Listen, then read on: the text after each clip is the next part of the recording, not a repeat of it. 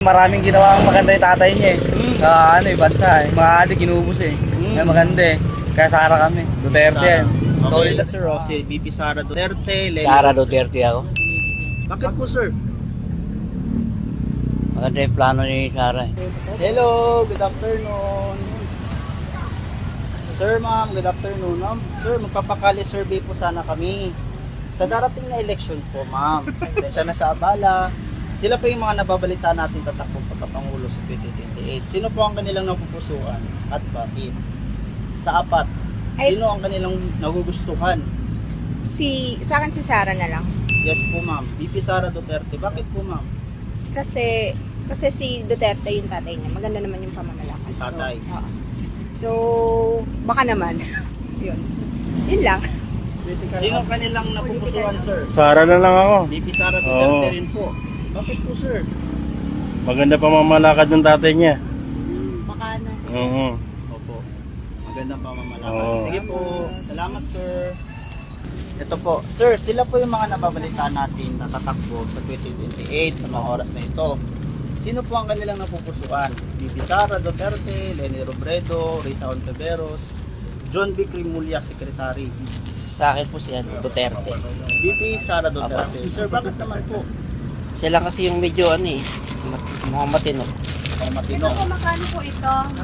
Ayun lang po. Salamat, sir. Magkano po ito? Si ma'am. Ma'am, magandang hapon. Ma'am, magpapakali survey lang sana kami, ma'am. Sila po kasi yung mga nababalitaan natin tatakbo pagkapangulo sa 2028. Sino po ang kanilang napupusuan, ma'am? At bakit? Sarili niya lang pong opinion. Siguro Sara Duterte. VP Sara Duterte. Bakit, ma'am? Hindi. Hindi lang sure. Pero mas gusto ko talaga yung Sara Duterte. Gusto niyo po si Sara. Yes. Si VP. Yes. Sige po, ma'am. Maraming salamat.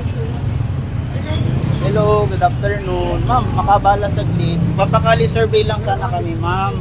Bali, sila po kasi yung mga nababalita natin na tatakbo pagkapangulo. Sino po ang kanilang napupusuan at bakit? Sa apat. Sa ngayon kasi wala pa. Sa ngayon, wala pa. Pero sa pictures, ma'am, baka meron kayo napupusuan. Parang Sara. VP Sara Duterte po. Bakit po, ma'am? Sila kasi yung mga nababalitaan. Sila palang apat. As of now. VP Sara. Oh, basta yun lang ang masasabi. Sige po, ma'am. Maraming salamat. Ma'am, good afternoon. Ma'am, magpapakali survey lang kami sa inyo, ma'am. Bali, sa mga oras na ito, sila po yung nababalita natin tatakbo pagkapangulo. Sino po ang kanilang napupusuan, ma'am? Bakit? Sa ngayon Familiar po, faces wala po? pa po. Ha? Sa ngayon po, wala pa po. Wala pa. Pag-iisipan pa po. Bali, undecided pa. Opo. Sige, salamat. Hello po. Ma'am, magandang hapon. Pwede po makabala sa galit. Papakali survey lang po kami, ma'am. Sila po kasi yung mga nababalita natin na tatakbo sa 2028. Sino po ang kanilang napupusuan or iboboto Ano sa yan? darating na eleksyon pagkapangulo po? Lenny. Po? Lenny. Lenny, bakit po? Parang siya yung okay sa kanilang apat. Siya po ang okay as of now sa kanilang apat. Sige po. Thank you so much, ma'am. Ay, ma'am, magandang hapon. Ma'am, magpapakali survey lang sana kami, ma'am. Sensya na sa abala. Ma'am, may papakita kami sa iyo. Sila po kasi mga nababalita natin na tatakbo as of now sa pagkapangulo. Sino po ang kanilang pupusuan sa apat? Wala pa po. Wala pa. Matagal pa naman eh.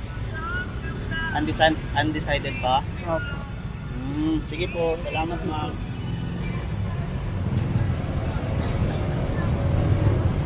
Hello, good afternoon. Mami, magandang hapon. Pwede po magpakali survey sa iyo, ma'am?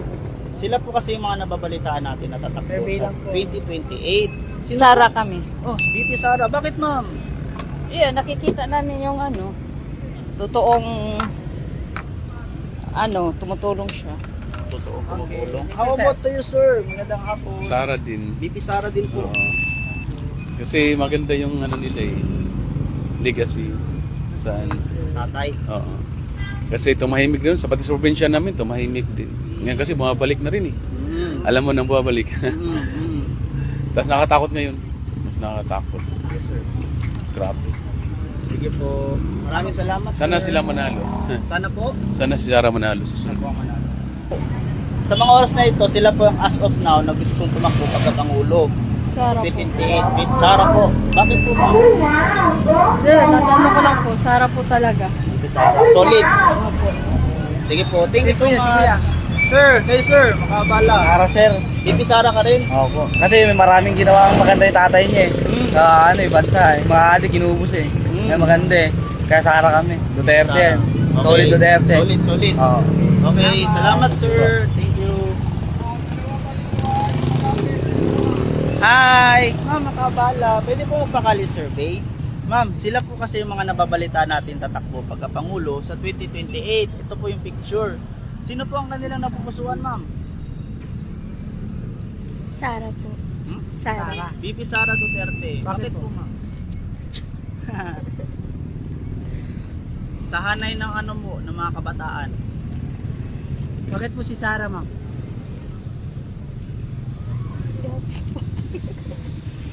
Ibig sabihin, ano lang.